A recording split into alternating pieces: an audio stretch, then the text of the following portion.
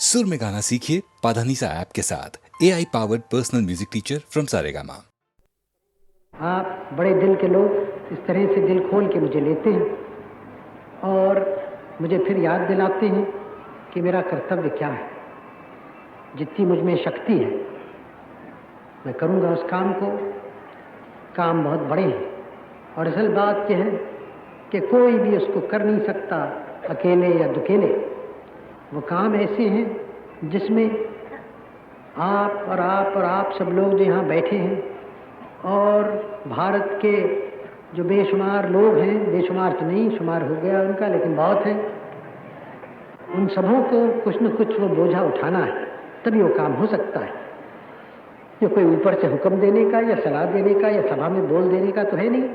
सभाएं हम करें, एक दूसरे से सलाह करें, मशवरा करें, वो तो ठीक है, लेकिन आखिर में देश की उन्नति तो काम से होती है, परिश्रम से होती है। मिलकर काम करना, जो भी काम हो, क्योंकि एक देश के काम एक तो होते नहीं, हजारों लाखों तरह के काम होते हैं।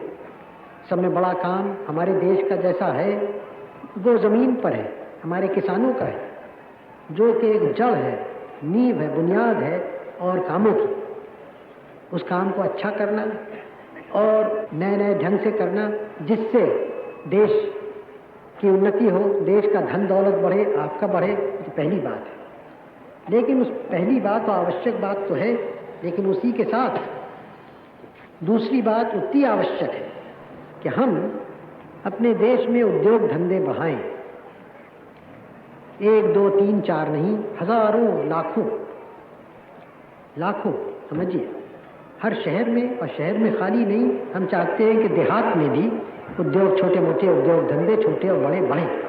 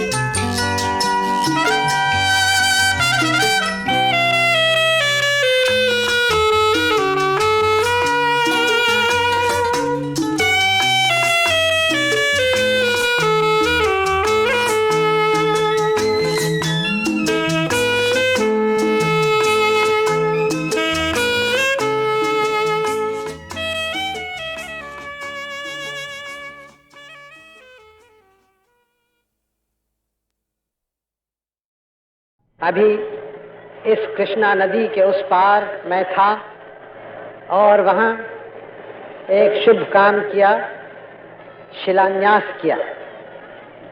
एक बुनियादी पत्थर वहाँ लगाया जिसके ऊपर या जिसके सिलसिले में अब ये बड़ी डैम यहाँ से बनेगी। जो मैंने वहाँ कहा, शायद यहाँ आपने सुना हो। वहाँ खड़े होकर और इस जगह को देखकर मेरे मन में अनेक विचार आए, तरह तरह के ख्यालात आए, पुराने और नए। मुझे याद आया कि ये जगह एक हमारे इतिहास में भारत के बड़ी प्रसिद्ध जगह थी, और प्रसिद्ध भारत में नहीं लेकिन दूर दूर के देशों में, और वहाँ से लोग आते थे यहाँ। जो श्री पर्वत नाम था, फिर विजयपुरी उसका नाम हुआ। उस नगर में यहाँ लोगों से मिलने, पढ़ने और भारत की विद्याओं को, भारत के में जो एक धर्म पैदा हुआ था, बौद्ध धर्म, उसको सीखने को, समझने को। तो ये एक भारत की संस्कृति और एशिया की संस्कृति और तमद्दुन का एक बड़ा केंद्र था ये। आप देखें, यहाँ अभी मैं इस कृष्णा नदी के उस पार था, वो आजकल आंध्र देश कहलाता है, आंध्र प्रदेश। नदी के इस पार आया तो वह आजकल हैदराबाद प्रदेश कहलाता है। लेकिन उसमें कौन सा फर्क हुआ? उधर भी हमारा परिवार, इधर भी हमारा आपका परिवार। एक नदी तो हमें अलग नहीं कर सकती। और इस समय जो बड़ा कार्य हम शुरू कर रहे हैं, ये नागार्जुन सागर का दोनों तरफ का है, दोनों को मिलना है, दोनों का कार्य है। इसी तरह से इस काम को हम एक दूसरे के सहयोग से कर सकते हैं।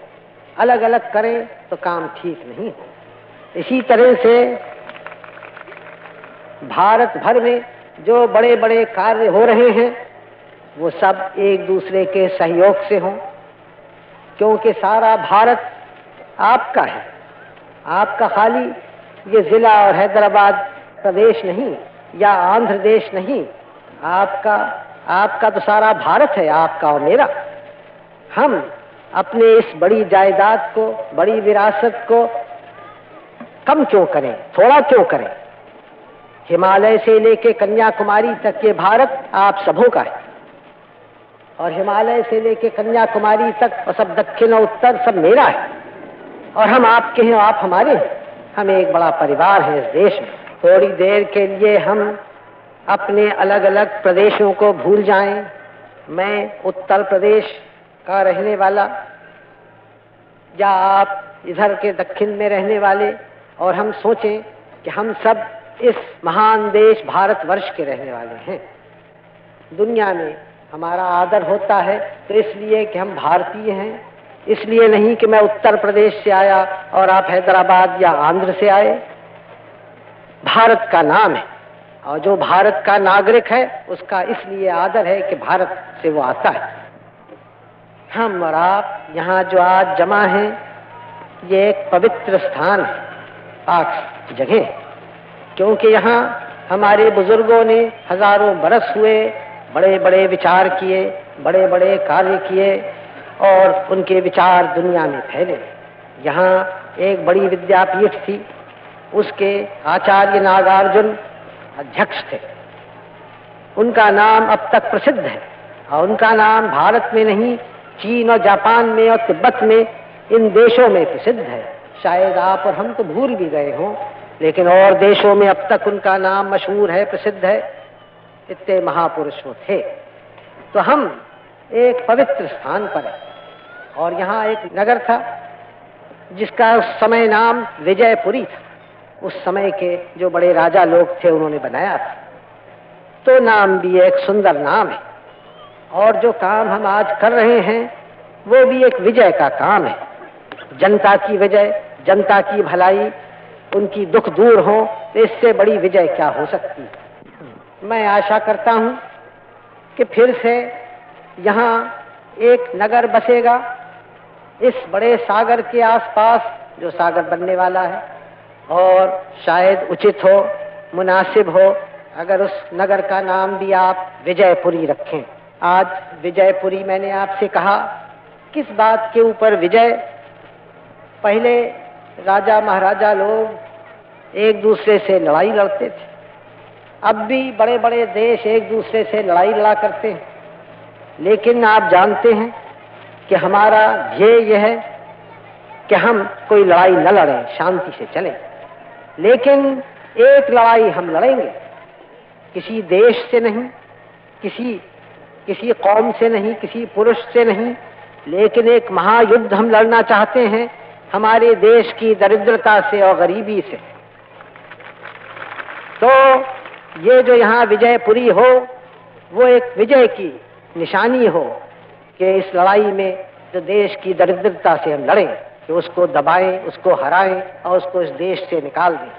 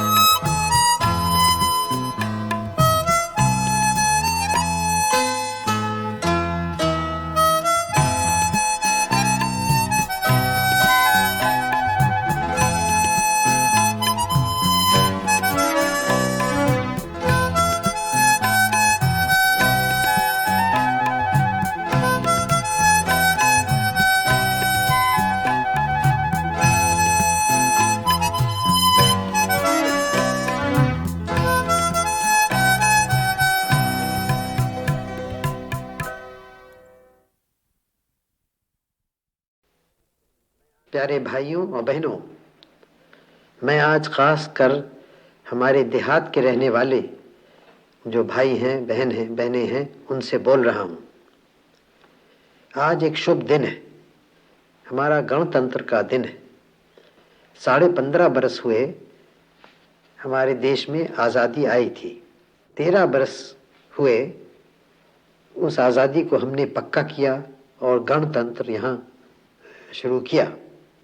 आप लोग जो गांव में रहते हैं वो भारत की सब में ज़्यादा आबादी है। 100 में 80 आदमी गांव में रहते हैं। इसलिए हमारे देश की तरक्की के लिए ये आवश्यक है कि गांव के लोगों की उन्नति हो। इसीलिए विकास योजनाएं का काम शुरू किया गांव में, कम्युनिटी डेवलपमेंट का, ब्लॉक्स का। उससे बहुत कुछ लाभ हुआ और बहुत कुछ हमने सीखा। फिर हमने दूसरा बड़ा कदम उठाया पंचायती राज का। पंचायती राज अब अधिकतर राज्यों में हो गया है और जहाँ नहीं हुआ है वहाँ भी जल्दी हो जाएगा। उसी के साथ सहकारी समाज का भी बहुत चर्चा हुआ और बहुत जगह वो कायम की गई है। ये पंचायती राज और सहकारी समाज दोनों मिलकर सारे हमारे देहात को, गांव को बदल देंगे, ये मेरा विश्वास है। हमने पंचवर्षीय योजनाएं बनाई, आप जानते हैं, और उसमें भी एक बड़ा हिस्सा था कि हम देहात में और गांव में क्या करें, गांव में क्या होना चाहिए। ये कहा गया है कि सब गांव में हम एक गांव का रक्षा दल बनाएं, स्वयं सेवक दल। उसका काम 3 तरह के काम हों। एक तो ज़्यादा पैदा करना अपने ज़मीन से, ये आवश्यक है, क्योंकि याद रखिए खाली वो सिपाही नहीं होते जो फौज में भर्ती होते हैं, जो गांव में या कारखाने में काम करें वो भी सिपाही का काम करते हैं। तो ज़्यादा अधिक पैदा करना, नए नए तरीक़ों से नए हल काम में लाए जाएं, नया नालियाँ खुदें पानी लाने के लिए नहरों से, और ज़मीन को बचाने के लिए बह न जाए काम करें, बंडिंग करें, ये सब बातें करें। और खाली गल्ला न पैदा करें, गल्ले के अलावा सब्ज़ी, तरकारी और फल वगैरह पैदा करें। इससे गांव की हैसियत अच्छी होगी और गांव की आमदनी बढ़ेगी। दूसरी बात है पढ़ाई की, शिक्षा की।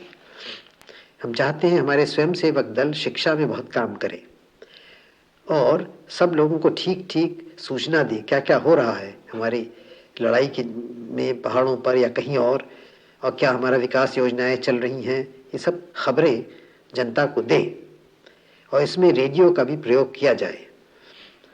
और फिर ख़ास रक्षा के लिए यूँ तो बहुत कुछ हमारे सिपाही भी देहात से आते ही हैं और होम गार्ड्स बन रहे हैं, उसमें भर्ती होवेंगे।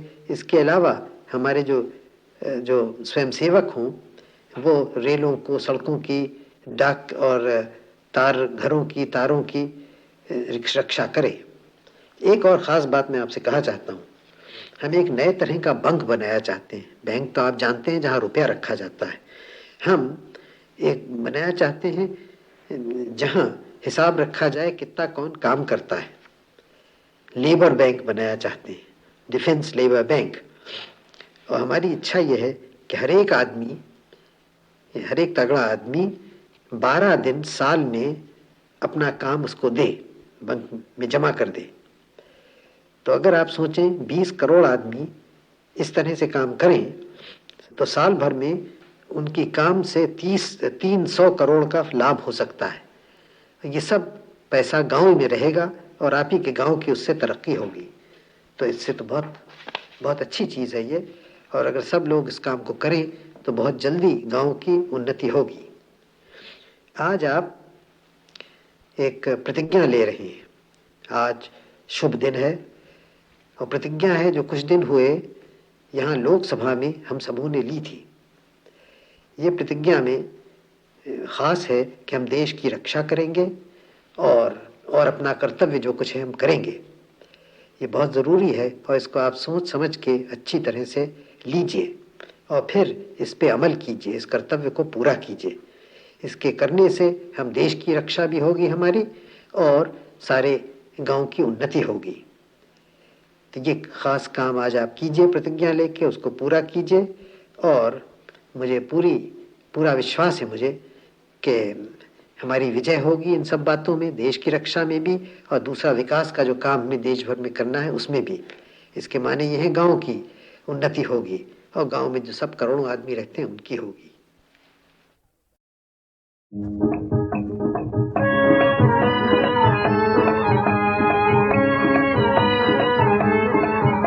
आता है जब बहार पे मौसम शबाब का, रहता नहीं ख्याल गुनाह वो सवाब का। आता है जब बहार पे मौसम शबाब का, रहता नहीं ख्याल गुनाह वो सवाब का।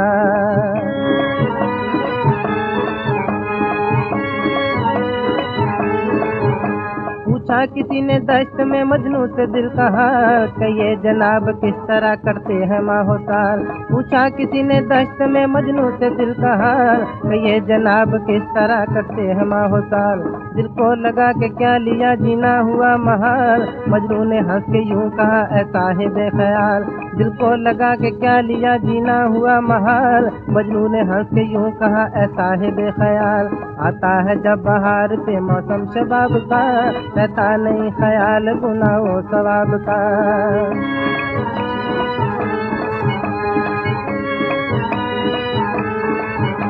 पूछा बुला के हीर से काजी ने ये सवाल, दोज़ख की आग सख्त है इसका भी है ख्याल। पूछा बुला के हीर से काजी ने ये सवाल, दोज़ख की आग सख्त है इसका भी है ख्याल। न इश्क काम आएगा न यार का जमाल, कहने लगी वो नेक यूं ऐ साहिब कमाल। न इश्क काम आएगा न यार का जमाल, कहने लगी वो नेक यूं ऐ साहिब कमाल। आता है जब बहार पे मौसम शबाब का, रहता नहीं ख्याल गुनाह सवाब का।